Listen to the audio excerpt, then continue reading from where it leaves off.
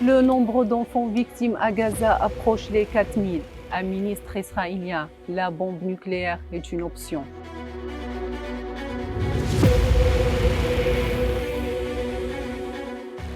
Une situation humanitaire difficile et horrible dans la bande de Gaza. Alors que la guerre dans la bande entre dans son 30e jour, la santé palestinienne annonce la mort de plus de 3900 enfants et environ 1200 autres restent sous les décombres, au milieu de l'incapacité des autorités des forces de défense civile pour les secourir.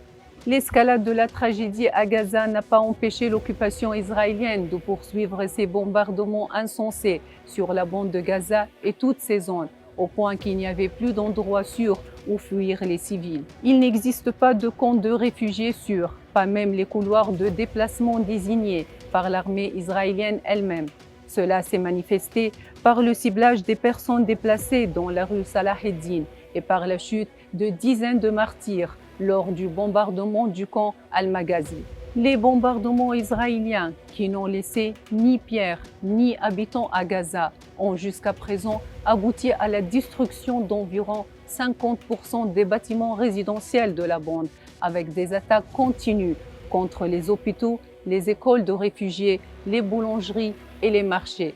Au bord d'une famine qui menace plus de 2 millions de personnes, à moins qu'un accord de trêve humanitaire ne soit trouvé au plus vite. Comme si toutes les destructions actuelles n'étaient pas suffisantes et ne satisfaisaient pas le désir de vengeance israélien. Un ministre israélien est sorti à annoncer que l'utilisation de la bombe nucléaire pour bombarder Gaza était désormais une option.